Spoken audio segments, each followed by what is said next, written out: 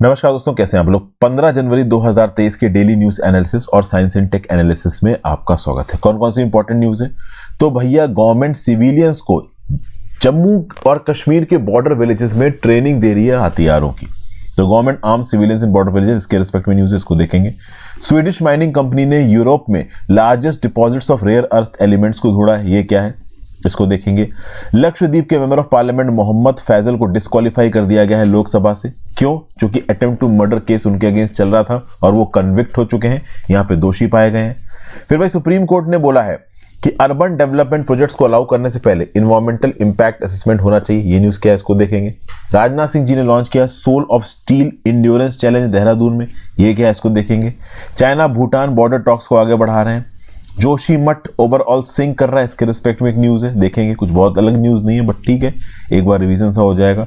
Deep water circulations of Indian oceans, ये पिछले कुछ हजारों सालों में किस प्रकार से बदले हैं, इसके रिस्पेक्ट में कुछ बात की गई है। तो ये एक दो पॉइंट्स यहाँ पे देख लेंगे। आगे बढ़ने से पहले वर्ड ऑफ द डे देख लेते हैं। स्टील समवन्स थंडर, क्या है इसका मतलब? Directing the attention and doing something to gain praise and preventing another person from gaining praise. मतलब स्टील समवन्स थंडर मतलब दूसरे की जो आप कह लो वाहवाही थी, दूसरे की जो तारीफ थी, वो आपने उससे छीन ली और वो वाहवाही आपने अपने लिए लेने की कोशिश की। जैसे for example, Monica claim that Rachel tried to steal her thunder, मतलब रैचल की जो वाहवाही थी वो वाही अपनी तरफ मोनिका खींचने की कोशिश करी। मतलब अक्सर कर ऑफिस में आपने देखा है कि किसी प्रोजेक्ट की सक्सेस में दो कॉम्पिटिटर्स होते हैं, जो दो एम्प्लॉयज होते हैं, वो अपने आप को क्रेडिट देने की कोशिश करते हैं कि देखो ये चीज बढ़िया हुई है, मेरी वजह से हुई। तो इसको बोलते हैं स्टील समवन्स थंडर, मतलब आप दूसरे की अचीवमेंट का क्रेडिट खुद लेना चाह रहे हो। आगे बढ़ने से पहले वीडियो पे लाइक का बटन दोस्तों, इंस्टाग्राम पे फॉलो कर लीजिए, आपसे जुड़ने की कोशिश करता हूँ। टेलीग्राम ग्रुप ज्वाइन कर लीजिए, वहाँ पे लेक्चर की नोटिफिकेशन और पीडीएफ दोनों आपको मिल जाएगी। ज्यादा से ज्यादा लोग लेक्चर को शेयर करें। पहली news, GS paper 3 security challenges in border areas, government arm civilians in border village. तो भैया, सेंट्रल रिजर्व पुलिस फोर्स का जो कैंप लगा है जम्मू के सुंदरबनी में, ये पीओके के बहुत पास है। वहां पे 51 मेन और वुमेन असेंबल हुए और इनको वेपन को फायर करने की ट्रेनिंग दी गई। किस प्रकार से सेल्फ डिफेंस के तौर पे वेपन्स को इस्तेमाल करके ये अपने आप को बचा सकते हैं, इस प्रकार की ट्रेनिंग दी जा रही है। इसके लिए जिस वेपन से इनको फायरिंग प्रैक्टिस करवाई जा रही है वो है .303 राइफल। ये .303 राइफल 200 से 300 मीटर की रेंज में अगर कोई एनिमी है तो उसको न्यूट्रलाइज कर सकता है, उसको गोली मार सकता है। लेकिन जब भी आप .303 राइफल यूज करते हैं तो आपको एक जगह फिक्स नहीं रहना है, लगातार अपनी जगह बदलते रहनी है। ये जिस जगह पे कैंप लगा है, जहां पे ओवरऑल लोगों को गोली चलाने की ट्रेनिंग दी जा रही है, वो जगह केवल 2 घंटे दूर है डांगरी विलेज से, रजौरी में। ये वही विलेज है जहां पे हिंदू कम्युनिटी के 7 लोगों की जान गई। ओवरऑल ट्विन टेरर स्ट्राइक्स हुई। ट्विन टेरर स्ट्राइक्स में क्या हुआ कि टेररिस्ट एक घर के अंदर घुसे, वहां पे ताबड़तोड़ गोलियां चलाने लगे, 4 सिविलियंस की मौत हो गई, 10 लोग इंजोर हो गए। उसके 15 घंटे के अंदर अंदर एक इंप्रोवाइज्ड एक्सप्लोसिव डिवाइस, एक बम फट गया घर के बाहर, जिसमें 2 माइनर्स मर गए और 5 लोगों को चोटें आई। एक जिस इंडिविजुअल को चोट आई उसकी मृत्यु हो गई बाद में। तो टोटल 7 लोगों की मौत हो चुकी है जो डांगरी में टेरर अटैक हुआ है। तो इस कंटेक्स्ट में अब सरकार को यह समझ में आ रहा है कि चूंकि ये टेररिस्ट जम्मू तक अटैक लेके आ रहे हैं और इंटेंशनली हिंदू कम्युनिटी के मेंबर्स को अटैक कर रहे हैं, तो जरूरी यह है कि पहले जो विलेज डिफेंस कमिटीज का कंसेप्ट था, इसको फिर से बनाया जाए और उसको फिर से विलेज डिफेंस गार्ड के रिस्पेक्ट में बनाया गया। तो भैया, राजौरी और पूंछ डिस्ट्रिक्ट में रहने वाले, और ये डिस्ट्रिक्ट्स आती हैं पीर पांजाल वैली में, यहाँ पे हंड्रेड्स ऑफ विलेजर्स को बेसिक ट्रेनिंग प्रोवाइड की जाएगी सीआरपीएफ के द्वारा, आर्मी के द्वारा। एक्चुअली पिछले हफ्ते भी प्रोवाइड की गई है, इस हफ्ते भी प्रोवाइड की जा रही है और आगे कुछ दिन तक प्रोवाइड करती जाती रहेगी, ठीक है। और ये बेसिक ट्रेनिंग राजौरी अटैक के बाद से एकदम से सरकार ने बढ़ा दी है। ओके भाई, पिछले 1-2 सालों में हाइटेंड टेररिस्ट एक्टिविटीज देखने को मिल रही है। उसका रीजन बिल्कुल क्लियर है। 2019 में सरकार ने जम्मू एंड कश्मीर का स्पेशल स्टेटस हटा दिया। तो इस कंटेक्स्ट में पाकिस्तान ऑक्युपाइड कश्मीर से जो टेररिज्म ओरिजिनेट हो रहा है वो कश्मीर वैली तक पहुंच रहा है, कश्मीर वैली को डिस्टेबलाइज करने के लिए जम्मू रीजन में भी पहुंच रहा है। तो जम्मू एंड रीजन में 360 सिक्योरिटी ग्रिड बनाने के लिए सीआरपीएफ पुलिस का डिप्लॉयमेंट तो है ही, साथ साथ वहां पर रहने वाले लोगों को भी ट्रेनिंग दी जा रही है कि अगर मान लीजिए पुलिस नहीं प्रेजेंट है उस समय पे, तो वो खुद अपने आप को प्रोटेक्ट कर सके। जम्मू की बहुत सी डिस्ट्रिक्ट में, पूंछ में, राजौरी में, सांबा में, दोदा में, किश्तवाड़ में अभी 30,000 सिविलियंस के पास वेपन है, ठीक है। बट एक प्रॉब्लम है दोस्तों, मैं आपको एक बात बताऊं, 1995 में भी इस पर्टिकुलर स्कीम को लेके आया गया था, लेकिन 1995 में जो विलेज डिफेंस कमेटी बनाई गई ना, जिन लोगों को वेपन दिए गए ना, बाद में ये अपनी ही दादागिरी चलाने लगे अपने इलाके में, क्योंकि वो गांव थे जहां पे पुलिस वगैरह का प्रेजेंस या सीआरपीएफ का प्रेजेंस उतना था नहीं। तो जिन लोगों को विलेज डिफेंस कम्युनिटीज के अंदर ट्रेनिंग दी गई और सरकार द्वारा बोला गया कि अपने आप को डिफेंड कर लेना, बाद में उन कुछ लोगों ने लोकल लेवल पे एक्सटॉर्शन शुरू कर दिया, करप्शन शुरू कर दिया, रेप वगैरह शुरू हो गए, मतलब वो लोकल लेवल पे अपनी दांव चलाने लगे। तो बाद में फिर विलेज डिफेंस कमिटीज को बंद करना पड़ा था। इनफैक्ट पुराने 16 केसेस पेंडिंग है बहुत सारे अलग अलग कोर्ट्स में इन विलेज डिफेंस कमेटी के अगेंस्ट। अब इनको विलेज डिफेंस गार्ड कहा जा रहा है। 2000 में इसको डिसकंटिन्यू कर दिया गया था, क्योंकि ये विलेज डिफेंस कम्युनिटी के मेंबर्स ओवरऑल लोकल कम्युनिटी में बहुत सारे लोगों का रेप, एब्डक्शन, करप्शन, हफ्ता वसूली ये सब करने लगे थे। ठीक है, अभी रिसेंटली देखिए तो राजौरी डिस्ट्रिक्ट में आप कह लो 683 जो पहले विजिलेंस डिफेंस कमेटी थी उसमें 500 रिवाइव कर दी गई है, ओके ना।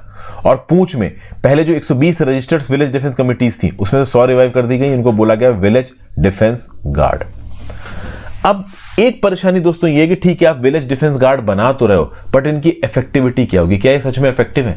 जब डांगरी में अटैक हुआ ना तो ऐसा बताया जाता है कि वहां पे 71 इंडिविजुअल्स ऐसे थे जिनके पास weapon provided by police already existent था। तो जब डांगरी में ये टेररिस्ट अटैक हो रहा था तो किसी ने अपना वेपन क्यों नहीं इस्तेमाल किया? हालांकि एक इंडिविजुअल ने ये बोला कि उन्होंने अपना वेपन इस्तेमाल किया था। तो बेसिक बात यहां पे ये है कि अगर आप वेपन ट्रेनिंग दे भी देते हो तो इस बात को कैसे इंश्योर करोगे कि जिनको वेपन ट्रेनिंग मिली है वो फिर से ओवरऑल इन वेपन्स का लोकल लेवल पे गलत प्रकार से इस्तेमाल नहीं करेंगे। दूसरा, अगर वेपन ट्रेनिंग मिल भी गई तो एक्चुअल में जब टेररिस्ट अटैक होगा तो जो टेरर अटैक करने वाले लोग होते हैं वो अपने आप में ही बहुत हाईली ट्रेन्ड मिलिटेंट्स हैं, तो कितने लोग उनसे लड़ने के लिए सामने आएंगे? तो इफेक्टिविटी इस प्रकार की स्कीम्स की तभी चेक हो पाएगी जब कोई ऐसा अटैक होगा। हम बस यही उम्मीद करेंगे कि इस प्रकार का कोई भी अटैक ना हो, बट देखिए होगा तो ये है, ये आपको भी पता है, जिस प्रकार से जम्मू एंड कश्मीर मिलिटेंसी बढ़ रही है इस प्रकार के अटैक्स आगे आने वाले समय में बढ़ सकते हैं। तो वीडीसी की बेसिक बात कर लेते हैं। मिड 1990s में इसको बनाया गया था लोगों को मिलिटेंट अटैक्स के अगेंस्ट बचाने में, ठीक है ना।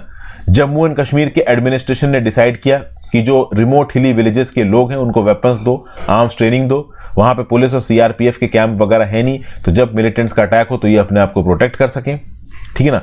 हर विलेज डिफेंस गार्ड को एक गन प्रोवाइड की जाएगी, 100 राउंड्स ऑफ एम्यूनिशन प्रोवाइड किए जाएंगे। यूनियन होम मिनिस्ट्री द्वारा ये पर्टिकुलर इनिशिएटिव चलाया जा रहा है। जो विलेज डिफेंस गार्ड को हेड करने वाला पर्सन है उसको प्रति महीने सरकार द्वारा 4,500 रुपए दिया जाएगा और बाकियों को प्रति महीना 4,000 रुपए दिया जाएगा। और ओवरऑल सुपरिटेंडेंट ऑफ पुलिस या फिर एसएसपी जो होगा उस पर्टिकुलर जिले का, वो इस पूरी की पूरी स्कीम को ओवरसी करेगा। एक विलेज डिफेंस कमेटी के अंदर 10 से 15 ex serviceman, x policeman, able bodied local youth होंगे जिन्होंने वॉलंटियरली अपने आप को इस वीडीसी आप कह लो विलेज डिफेंस कमेटी में इनरोल कराया, ताकि अगर कल की डेट में इमरजेंसी आती है तो वो खुद से लड़ सकें इन पर्टिकुलर टेररिस्टों से। अगली न्यूज पे आ जाते हैं भाई। GS paper 2 natural resources, Swedish mining company discovers Europe's largest deposit of rare earth element. तो भैया स्वीडिश आयरन ओर माइनर जिसका नाम है एलकेएबी, ये स्वीडन की सरकार ओन करती है। इसका ये दावा है कि इसने यूरोप का सबसे बड़ा डिपॉजिट ढूंढा है रेयर अर्थ एलिमेंट का। और अब यूरोप की जो इलेक्ट्रिक कार इंडस्ट्री है, जो विंड टर्बाइन इंडस्ट्री है, उसको बहुत हद तक चाइना से कम इंपोर्ट करना पड़ेगा। कहीं ना कहीं यूरोप इस नए डिपॉजिट्स के चलते थोड़ा बहुत सेल्फ सफिशिएंसी की तरफ बढ़ सकता है रेयर अर्थ एलिमेंट्स में। अगर आप देखो तो चाइना के ऊपर बहुत हद तक डिपेंडेंट है यूरोपियन यूनियन, बहुत बड़े स्केल पे ओवरऑल यूरोपियन यूनियन चाइना से इंपोर्ट करता है rare elements. In fact European Union में यूज होने वाले 98% रेयर अर्थ एलिमेंट्स चाइना से इंपोर्ट होते हैं। तो ये जो स्टेट ओन्ड एलकेएबी है उसका ये बोलना है कि जो पर्टिकुलर डिपॉजिट है जो कि किरोना नाम की जगह है आर्कटिक स्वीडन के नॉर्थ में, वहां पे पाई गई है, बिल्कुल आयरन ओर की माइन के बगल में। और ऐसा बताया जाता है कि 1 million ton rare earth oxides हैं यहां पे। अब देखिए आप में से बहुत सारे लोग बोलोगे कि क्या सर सच में 1 मिलियन टन अपने आप में बहुत बड़ा रिजर्व है? तो देखिए बात यह है कि यूएस के एस्टिमेट के हिसाब से पूरी दुनिया में 120 मिलियन टन रिजर्व्स हैं किसके? रेयर अर्थ एलिमेंट्स की। इनफैक्ट पूरी दुनिया के 6% रेयर अर्थ एलिमेंट्स इंडिया में पाए जाते हैं। तो 120 मिलियन टन का अगर आप 6% निकालोगे तो 7.2 million ton rare earth materials तो इंडिया के अंदर है। लेकिन उसके बावजूद भी इंडिया ज्यादातर रेयर अर्थ एलिमेंट्स को चाइना से इंपोर्ट करता है, क्योंकि इन रेयर अर्थ एलिमेंट्स को इनके ऑक्साइड से सेग्रीगेट करने की टेक्नोलॉजी उस लेवल पे इंडिया के पास है ही नहीं। तो इस कंटेक्स्ट में यूरोपियन यूनियन के पास वो टेक्नोलॉजी है और इसीलिए 1 मिलियन से ज्यादा का जो रेयर अर्थ एलिमेंट का डिपॉजिट मिला है यूरोप को, ये कुछ हद तक तो यूरोपियन यूनियन की ओवरऑल रेयर अर्थ एलिमेंट्स की रिक्वायरमेंट को तो पूरा कर सकता है। सवाल उठता है कि ये रेयर अर्थ एलिमेंट मतलब क्या है? तो भाई ये है ग्रुप ऑफ 17 एलिमेंट्स। इसमें एक रेंज ऑफ प्रोडक्ट्स में और इंफ्रास्ट्रक्चर में ये रेयर अर्थ एलिमेंट इस्तेमाल होते हैं। चाहे आप मोबाइल की बात कर लो, हार्ड ड्राइव की बात कर लो, ट्रेन की बात कर लो, विंड टरबाइन की बात कर लो, इलेक्ट्रिकल व्हीकल की बात कर लो, मिलिट्री इक्विपमेंट्स की बात कर लो, मिसाइल गाइडेड सिस्टम्स की बात कर लो, हर जगह पे इन रेयर अर्थ एलिमेंट्स का यूजेज है। अभी से लेकर 2030 में बीच में रेयर अर्थ एलिमेंट्स की डिमांड 5 गुना बढ़ जाएगी, ये यहां पे एस्टिमेट किया जा रहा है। तो ओवरऑल ये जो 17 मेटलिक एलिमेंट्स हैं, ये कौन कौन से 17 रेयर अर्थ एलिमेंट्स? तो cerium, dysprosium, erbium, europium, gadolinium, holmium, lanthanum, lutetium, neodymium, praseodymium, promethium, samarium, scandium, terbium, thulium, ytterbium और वाइट्रियम। ठीक है, अब इन 17 में से जो 15 है वो लैंथेनाइट्स हैं पीरियोडिक टेबल पे, और जो स्कैंडियम है और वाइट्रियम है वो टेक्निकली तो लैंथेनाइट्स नहीं है, बट कुछ हद तक उनके जैसी प्रॉपर्टीज दिखाते हैं। इन मिनरल्स के अंदर जबरदस्त मैग्नेटिक, ल्यूमिनेसेंट और इलेक्ट्रोकेमिकल प्रॉपर्टीज हैं। मॉडर्न टेक्नोलॉजीज में इनको इस्तेमाल किया जाता है, computer, consumer electronics, networks, communication, infrastructure, health care, national defence, तो मिलिट्री से लेके फोन, इलेक्ट्रॉनिक्स से लेके ओवरऑल अगर आप देखो तो इंफ्रास्ट्रक्चर, स्पेस एप्लीकेशन की सैटेलाइट्स, इन सब को बनाने में रेयर अर्थ एलिमेंट का इस्तेमाल होता है। ऑटोमोबाइल ले लो, फार्मास्यूटिकल इंडस्ट्री ले लो, हर जगह पे किसी ना किसी फॉर्म में ये रेयर अर्थ एलिमेंट इस्तेमाल होते हैं। जो सबसे बड़ी प्रॉब्लम है रेयर अर्थ एलिमेंट की वो ये है कि ये अपने ऑक्साइड फॉर्म में एग्जिस्ट करते हैं, और ऑक्साइड फॉर्म से इनको यूजेबल फॉर्म में एक्सट्रैक्ट करना अपने आप में एक बड़ी ही एडवांस लेवल की टेक्नोलॉजी है जो सबके पास अवेलेबल नहीं है। इसीलिए जैसा कि मैंने आपको पहले बताया कि इंडिया के पास 6% वर्ल्ड के रेयर अर्थ रिजर्व है, लेकिन इंडिया पूरी दुनिया के रेयर अर्थ आउटपुट का केवल 1% कंट्रीब्यूट करता है। ज्यादातर rare earth elements India China से इंपोर्ट करता है। तो ओवरऑल ऑक्साइड से रेयर अर्थ को एक्सट्रैक्ट करना, ये टेक्नोलॉजी इंडिया के पास नहीं है। बेटर रहेगा कि इंडिया बायलैटरली दूसरी कंट्रीज के साथ इंगेज करके ये टेक्नोलॉजी अपने पास ले। चाइना तो ये टेक्नोलॉजी ऑब्वियसली बात इंडिया को देगा नहीं, कोई और कंट्री, यूरोपियन यूनियन जैसी कंट्रीज के साथ ही बायलैटरल एग्रीमेंट होके ऐसा हो सकता है। फिर next, Lakshadweep MP Mohammad Faisal disqualified from Lok Sabha over attempt to murder case. GS paper 2 disqualification of MLAs and MPs में न्यूज आपको काम आएगी। तो भैया लोकसभा की सेक्रेटेरिएट ने नोटिफिकेशन इशू किया और उस नोटिफिकेशन के थ्रू लक्षद्वीप के member of parliament Mohammad Faisal को डिस्क्वालीफाई किया गया। इनके खिलाफ एक अटेम्प्ट टू मर्डर केस चल रहा था और अटेम्प्ट टू मर्डर केस में कन्विक्टेड पाए गए। ओके, और ओवरऑल विद इफेक्ट फ्रॉम 11 जनवरी 2023 ये पीपल के रिप्रेजेंटेटिव नहीं रहेंगे, ये एक मेंबर ऑफ पार्लियामेंट नहीं रहेंगे। ये जो एक्यूज्ड है वो नेशनलिस्ट कांग्रेस पार्टी को बिलोंग करता है, ये मेंबर ऑफ पार्लियामेंट नहीं है। कन्विक्ट होने के बाद उनको डिस्क्वालीफाई कर दिया गया। ये इंफॉर्मेशन गैजेट ऑफ इंडिया में भी छापी जाएगी। फैजल को कन्नूर सेंट्रल जेल भेज दिया गया है। उसके साथ 3 और लोग जो इनके साथ शामिल थे, जो कन्विक्ट किए गए, उनको भी 10 साल का रिगरस इंप्रिजनमेंट दिया गया है सेशंस कोर्ट के द्वारा। ये सेशंस कोर्ट कावराती लक्षद्वीप में बैठता है। अब देखिए, ये जो ओवरऑल सजा दी गई है ये किस हिसाब से दी गई है? तो provisions of article 102L clause E of the constitution of India. अगर आप इसको section 8 of the representation of people act 1951 के साथ पढ़ो तो section 8 of the representation of people act 1951 यह बोलता है कि किसी भी पर्टिकुलर इंडिविजुअल को अगर 2 साल या 2 साल से ज्यादा की सजा के लिए कन्विक्ट किया गया है तो उस केस में वो लोगों का रिप्रेजेंटेटिव नहीं रहेगा, public representative, member of parliament या मेंबर ऑफ लेजिस्लेटिव असेंबली या member of state legislative council नहीं रहेगा।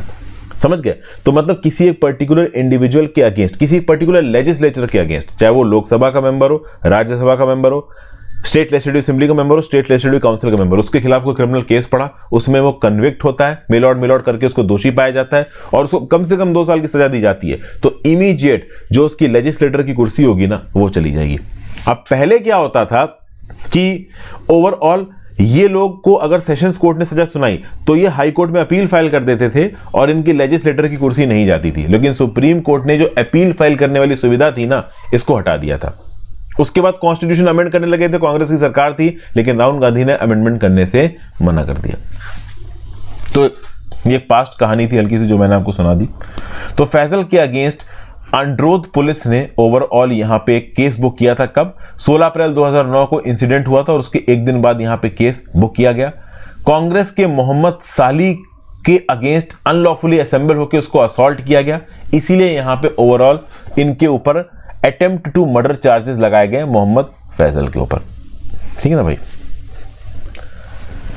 अब क्या किसी भी हाल से मोहम्मद फैजल फिर से अपनी कुर्सी पे आ सकते हैं? तो एक ही तरीके से आते हैं। कावा राती की सेशंस कोर्ट ने इनको दोषी ठहरा दिया है। अब ऑब्वियस ही बात है, उसके अगेंस्ट अपील में हाई कोर्ट जाएंगे। अगर हाई कोर्ट यहां पे मिस्टर फैजल को बाइज्जत बरी कर देती है या हाई कोर्ट यहां पे इनको कन्विक्ट करके 2 साल से कम की सजा सुनाती है, तो केवल उस केस में ही ये वापस मेंबर ऑफ पार्लियामेंट बन पाएंगे। नहीं तो आप ये समझ लो कि 10 साल की इनको सजा हुई, 10 साल तो काटेंगे ही, और उसके बाद 2-3 साल ये और नहीं रह पाएंगे, उसके बाद इलेक्शन लड़ेंगे। अब एग्जैक्टली आप मुझे बताइए, रिप्रेजेंटेशन ऑफ पीपल एक्ट के हिसाब से 10 साल की सजा काटने के बाद कितने सालों का गैप लेना पड़ेगा मोहम्मद फैजल को फिर से इलेक्शन लड़ने के लिए मेंबर ऑफ पार्लियामेंट का? ये मुझे नीचे कमेंट बॉक्स में बताओ। मैंने पॉलिटी में रिप्रेजेंटेशन ऑफ पीपल एक्ट पढ़ाते हुए आपको बताया। ठीक है, अब डिस्क्वालिफिकेशन ग्राउंड्स के बारे में देख लेते हैं। आर्टिकल 102 में कॉन्स्टिट्यूशन ऑफ इंडिया ने कैसे एक मेंबर ऑफ पार्लियामेंट को डिस्क्वालीफाई किया जा सकता है, इसके प्रोविजंस दिए हैं।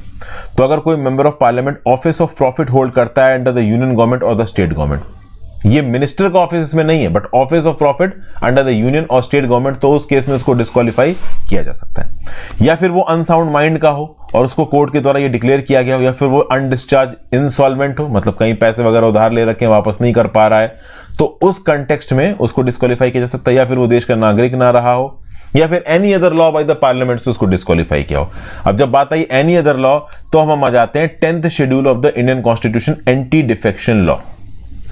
तो भाई ओवरऑल अगर आप देखो तो 10th शेड्यूल में डिस्क्वालिफिकेशन होता है। ओके, अगर मान लीजिए किसी पर्टिकुलर मेंबर का डिस्क्वालिफिकेशन होता है अंडर डिफेक्शन लॉ, तो वो कौन कर सकता है? तो भैया लोकसभा के केस में स्पीकर कर सकता है और राज्यसभा के केस में चेयरमैन कर सकता है। लेकिन अगर डिफेक्शन होता है किसी भी मेंबर ऑफ पार्लियामेंट का या स्टेट लेजिस्लेटिव या स्टेट लेजिस्लेटिव काउंसिल के मेंबर का, तो उसके अगेंस्ट अपील जा सकती है हाई कोर्ट में, जुडिशियल रिव्यू उसका हो सकता है। तो आर्टिकल 102 के अंदर और 10th schedule of the Indian constitution defection law के अंदर यह बताया गया कि कैसे एक मेंबर ऑफ पार्लियामेंट यहां पे इनएलिजिबल हो जाएगा, किसके लिए? पार्लियामेंट के एमपी की कुर्सी के लिए। यहां पे एक जो सबसे इंपॉर्टेंट चीज थी वो थी भाई आपकी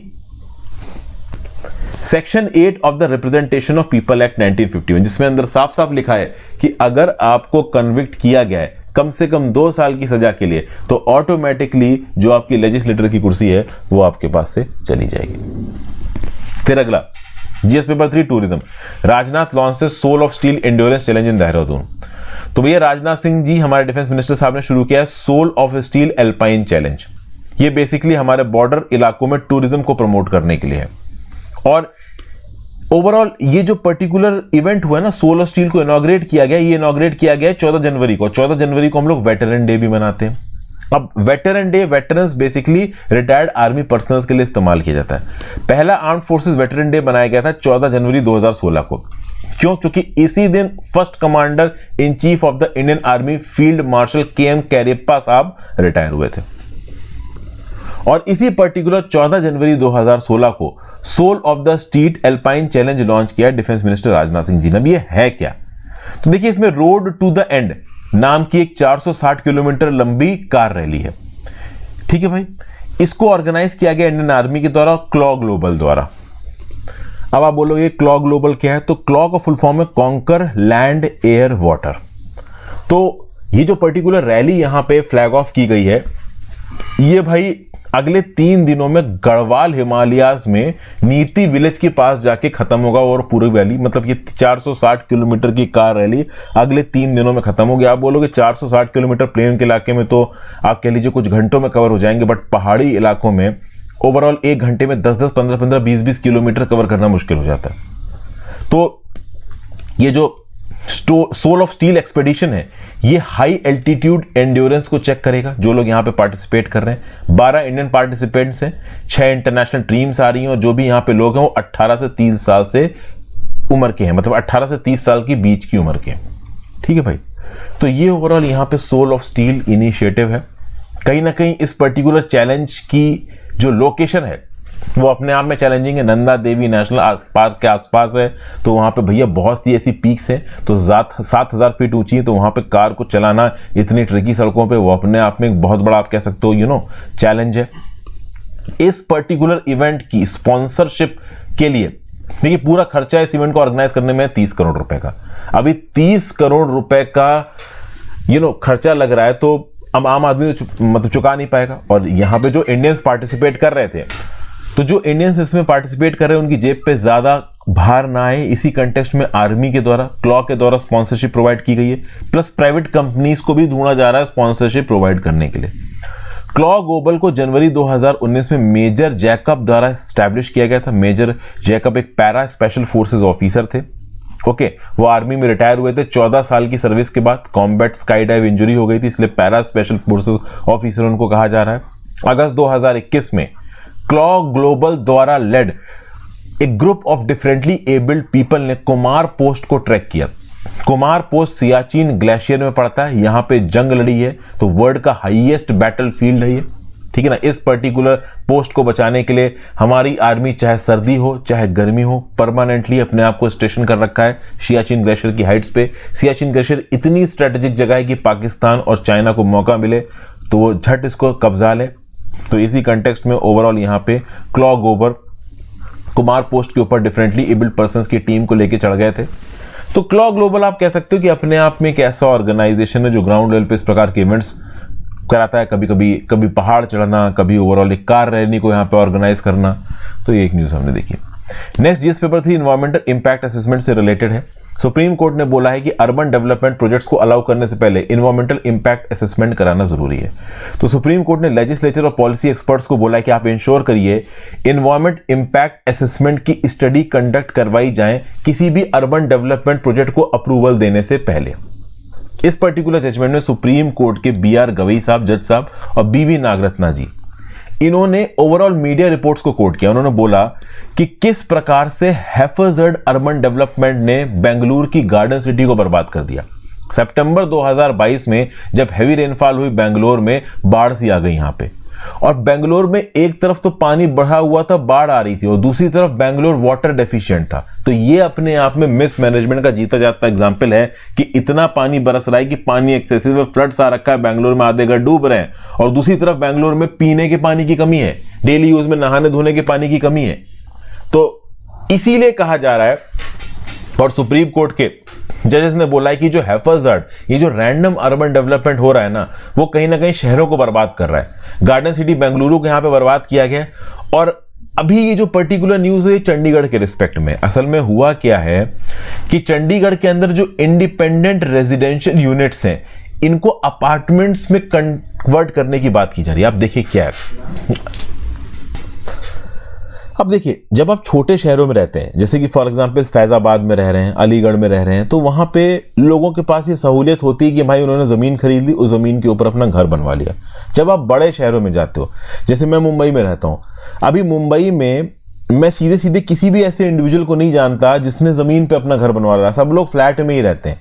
इनफैक्ट फ्लैट खरीदना लोगों के लिए मुश्किल है, यहाँ पे लोग किराए के फ्लैटों में रहते हैं। तो मुंबई एक ऐसी सिटी है जहां पे इंडिपेंडेंट रेजिडेंशियल हाउसेस बहुत कम है। पूरी की पूरी जमीन के ऊपर आपने अपना घर बना रखा है, वो बहुत कम है। अब चंडीगढ़ के अंदर क्या है कि हैवी अर्बनाइजेशन हो रहा है, पॉपुलेशन बढ़ रही है, तो जो इंडिपेंडेंट रेजिडेंशियल यूनिट्स हैं उनको बोला जा रहा है कि इनको तोड़ो।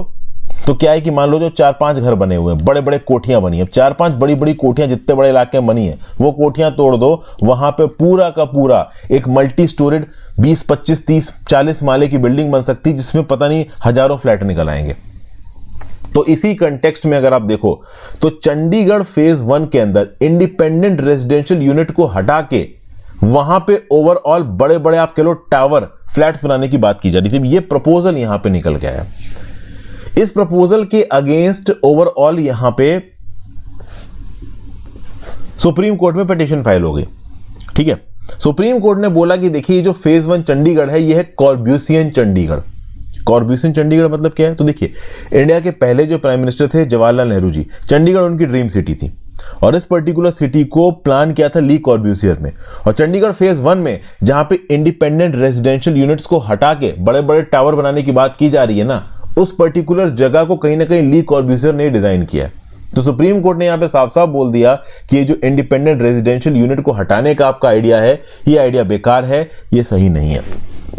इसके साथ साथ सुप्रीम कोर्ट ने कुछ एडेड टिप्पणियां कर दी। तो सुप्रीम कोर्ट बोल रहा है, it is high time that legislature, the executive and policy makers at the centre as well as the state levels take note of the damage to the environment on account of haphazard developments and take a call to take necessary measures to ensure that development does not damage the environment. It is necessary that a proper balance is struck between sustainable development and environment protection.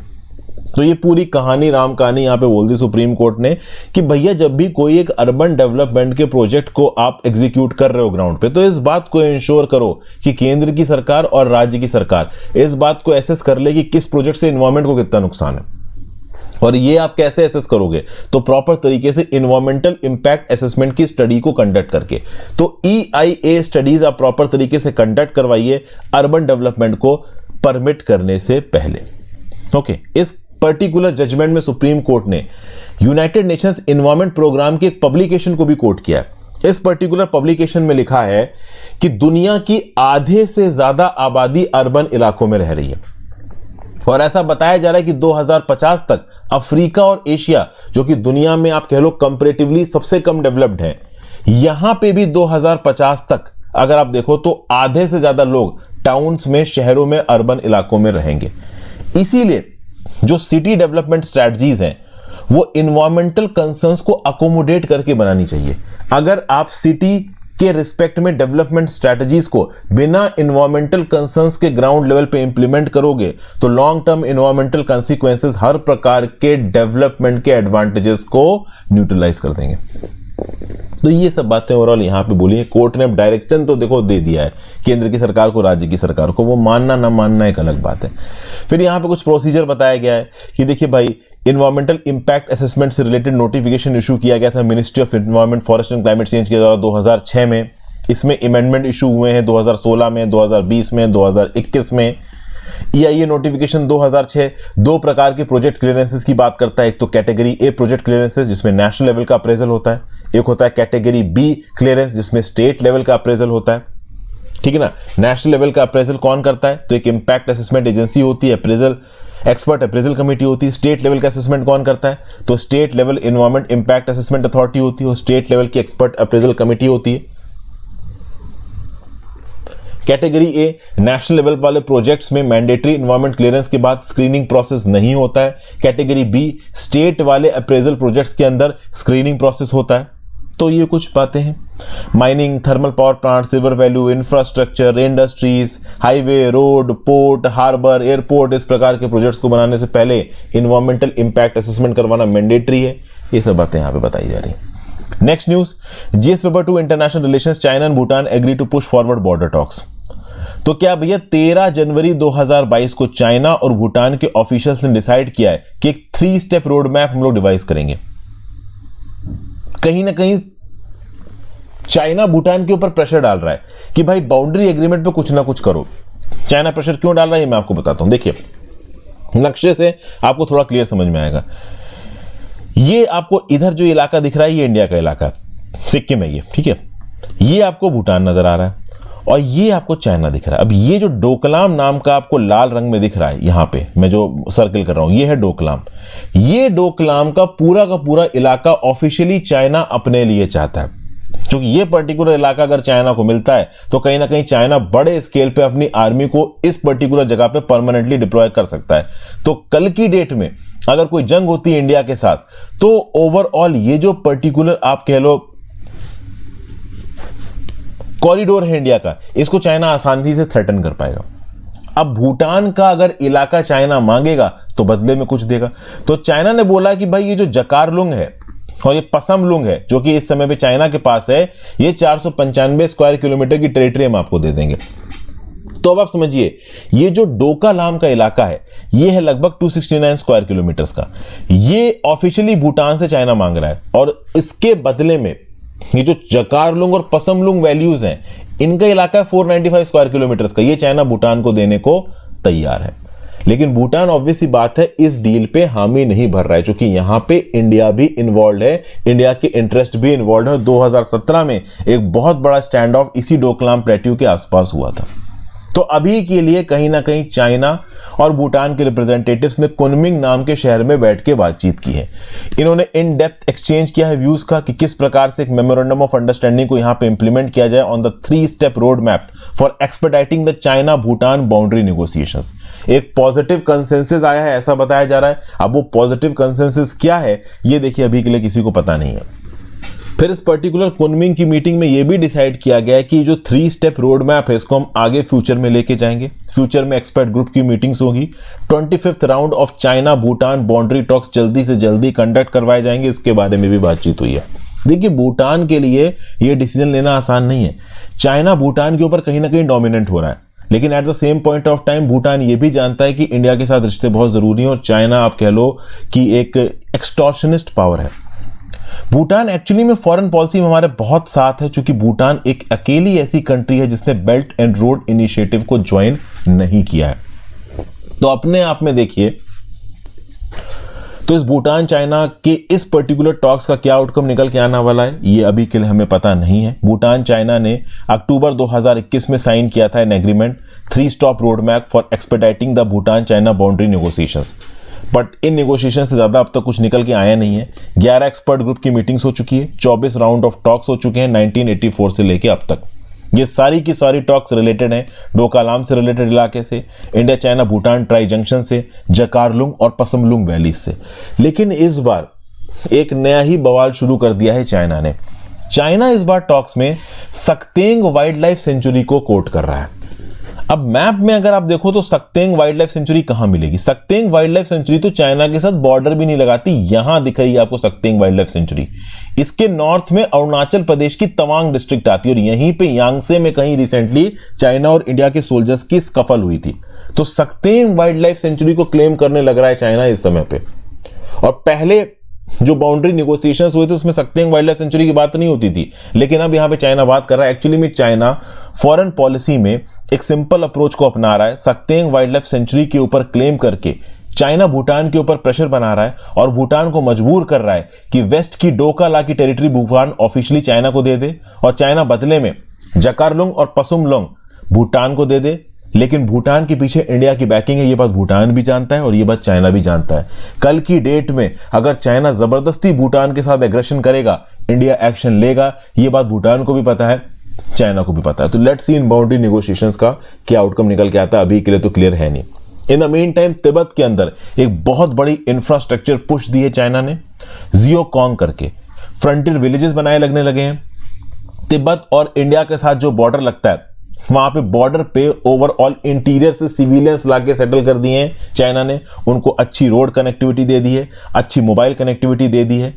और वहीं पे अगर आप Indian side के border villages पे जाओगे तो वहां पे चाइना के सिग्नल पकड़ में आते हैं, ना इंडिया के पास प्रॉपर बॉर्डर कनेक्टिविटी है। वैसे बन रही है, ऐसा नहीं है कि है नहीं, बट धीरे धीरे बन रही है। कम्युनिकेशन नेटवर्क थोड़े हमारे कमजोर है, तो हमें भी बहुत तेजी से जिस लेवल पे चाइना इंफ्रास्ट्रक्चर पुश दे रहा है अपने साइड पे, हमें अपने साइड पे देना चाहिए। आ जाते हैं साइंस पे। Reconstructing past deep water circulation of Indian Ocean. अब देखिए यहां पे मैं आपको बहुत बेसिक बताऊंगा, क्योंकि डिटेल में आपको घुसने की जरूरत है नहीं, ये थोड़ा सा ट्रिकी टॉपिक है। आज की डेट में अगर आप ग्लोबल ओवरटर्निंग सर्कुलेशन की बात करो तो ये क्या है? The equatorward transport of cold deep water and poleward transfer of warm surface water. क्या होता है?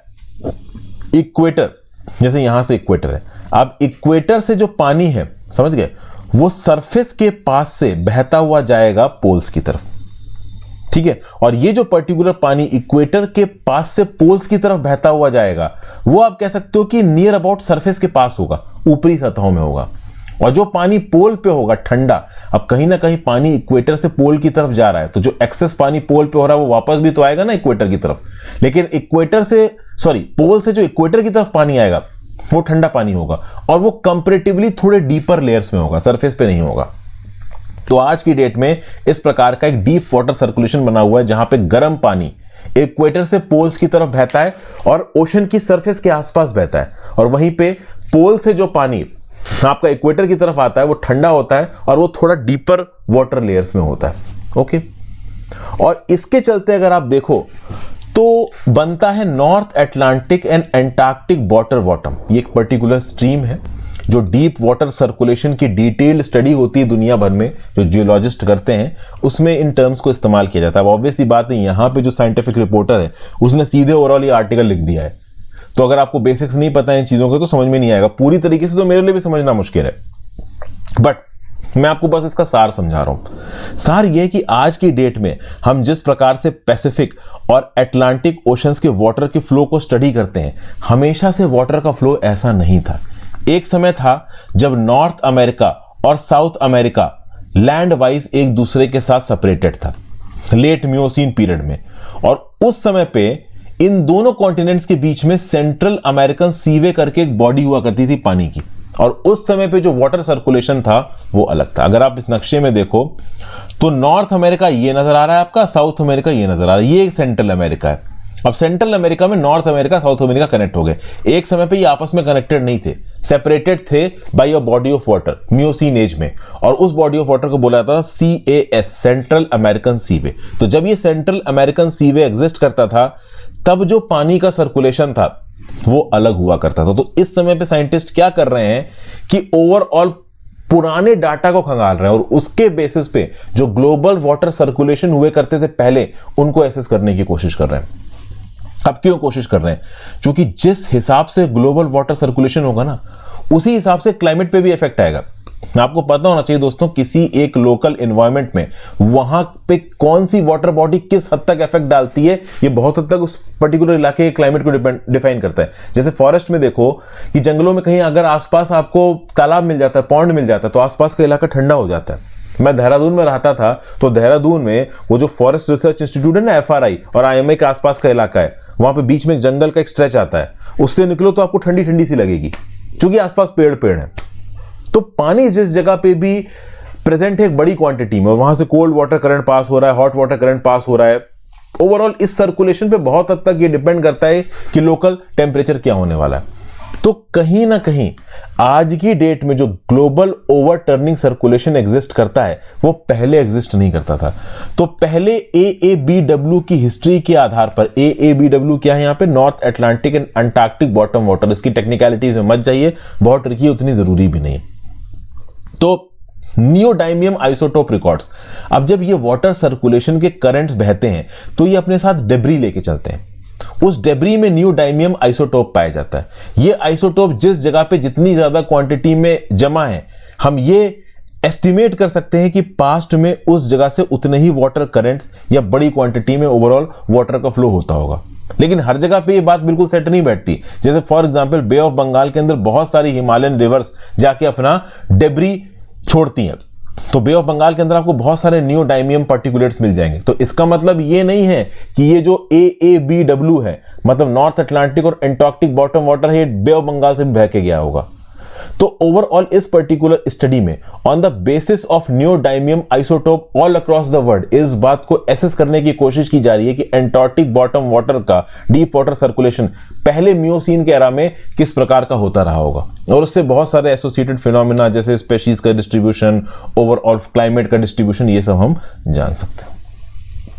ठीक है, तो Miocene era 11.3 million years ago क्या हुआ, प्लियोस्टोसीन एरा 1.98 मिलियन ईयर्स अगो क्या हुआ, ये सब चीजों की स्टडीज के थ्रू पता लगाया जा रहा है कि हाँ भाई इस समय पे क्या एनवायरनमेंट एग्जिस्ट करता था, क्या होता था, क्या नहीं होता था।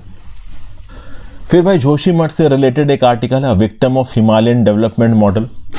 तो भाई क्या बताया जा रहा है, जो स्मॉल हाइड्रो पावर प्रोजेक्ट्स हैं तपोवन और ऋषिगंगा में, इनसे रिलेटेड जो टनलिंग हो रही है, रोड वाइडनिंग हो रही है, कंस्ट्रक्शन एक्टिविटीज हो रही हैं, ये जोशीमठ में बिना रुके चल रही हैं। फरवरी 2021 में रॉक और ग्लेशियर आइस मास का फ्लो हुआ। क्या हुआ कि भाई देखिए, जो बीनीथ एक्वीफायर था, उस एक्वीफायर में किसी एक टनल डेवलपमेंट प्रोजेक्ट के चलते छेद हो गया, पानी बहने लगा। अब पहाड़ों में क्या होता है कि ज्यादातर पहाड़ों में जो टाउन्स होते हैं ना, वो हिल की स्लोप के पास होते हैं। ये हिल है, अब हिल की जहां पे स्लोप आई, यहां पे एक टाउन बना दिया। अब ये टाउन बहुत हद तक इस स्लोप के नीचे जो डेब्री है ना, इस पे टिका हुआ है।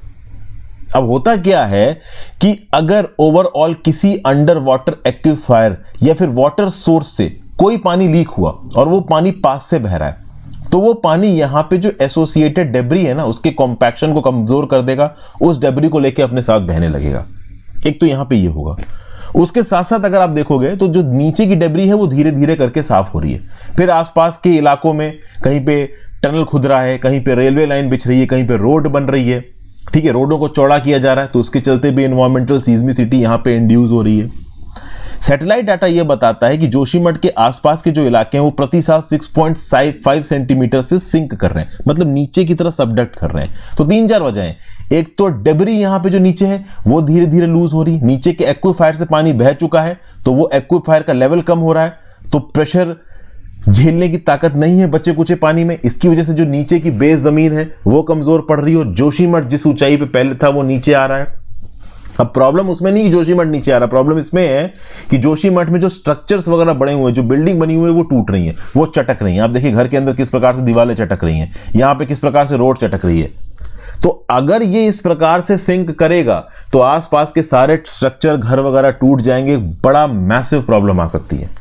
और जोशीमठ को अपने आप में एक जगह से दूसरी जगह रीलोकेट करना वो अपने आप में बहुत इंपॉसिबल टास्क है। गरीबों को सरकार कुछ स्कीम देके कहीं ना कहीं रिलोकेट कर देगी, लेकिन जो अमीर है, जिन्होंने बहुत सारे होटल बना रखे हैं, बड़ी बड़ी बिल्डिंगें बना रखी हैं, वो लिटरली बर्बाद हो जाएंगे और यहाँ पे रहने वाले लोगों का ये घर है। तो अनसस्टेनेबल कंस्ट्रक्शन और डेवलपमेंटल इंफ्रास्ट्रक्चर प्रोजेक्ट्स किस हद तक लोकल एनवायरमेंटल सस्टेनेबिलिटी को नुकसान पहुंचा सकते हैं, ये आपको यहां पे जानने को मिलेगा। फिर अगली news, ancient DNA traces migration history of giant tortoises. Humans के अराइवल से पहले वेस्टर्न इंडियन ओशन में जो आइलैंड्स थे वहां पे जाइंट टर्टोइसेस रहा करते थे, बड़े बड़े कछुए रहा करते थे। इन इकोसिस्टम्स को कछुए डोमिनेट करते थे, ये इनके एंशिएंट डीएनए से पता चला है। अफ्रीका से बड़ी तादाद में कछुए निकले, मदागास्कर में जाके सेटअप हुए और ऐसे बहुत से आइलैंड्स थे। आज की डेट में वो आइलैंड समुद्र खा चुका है, समुद्र के नीचे जा चुके हैं, बट वो पहले आइलैंड समुद्र के ऊपर थे, तो वहां पे बड़ी तादाद में कछुए पाए जाते थे। लेटेस्ट जो कछुए का यहां पे स्पेसिमेन मिला है वो 1262 से 1069 ईयर्स पुराना मिला है। लेकिन अगर आप देखो तो लेट ईओसीन और ओलिगोसीन एपोक के समय पे अफ्रीकन लैंडमार्क से बड़े आबाद में कछुए निकले और उन कछुओं ने बड़े स्केल पे कॉलोनाइज किया मदागास्कर को और आसपास के अफ्रीकन आइलैंड्स को। ठीक है ना, आज की डेट में वो कछुए एग्जिस्ट नहीं करते हैं, ह्यूमन इकोलॉजी डोमिनेंट हो गई है, बट पास्ट में ऐसा हुआ है। फिर रॉक फिशेस। भाई रॉक फिशेस की जेनेटिक बेसिस को चेक किया जा रहा है ये पता करने के लिए रॉक फिशेस इतना लंबा कैसे जीती। कुछ ऐसी रॉक फिशेस हैं जो 100 साल से ज्यादा जीती हैं और उसकी वजह यह बताई जा रही कि इनके अंदर इंसुलिन सिग्नलिंग और फ्लेवोनॉइड मेटाबॉलिज्म है। तो कैसे ये रॉक फिश के जीन्स जो कि इतने लंबे समय तक रॉक फिश को जिंदा रखते हैं वो ह्यूमंस की एजिंग को अफेक्ट करेंगे।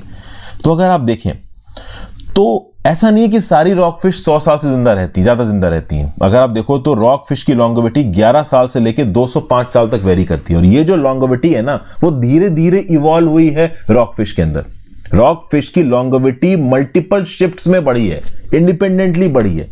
तो यहां पे ओवरऑल 23 रॉक फिश के डाटा को पेरूज किया गया जो कि 22 से 108 साल तक का जिनका एवरेज लाइफ स्पैन है। और अगर वो जीन्स ह्यूमंस में इंजेक्ट किए जाएं तो वो किस हद तक ह्यूमंस की एजिंग को रोक सकते हैं, इस सब चीजों के बारे में यहां पे साइंटिस्ट द्वारा रिसर्च की जा रही है।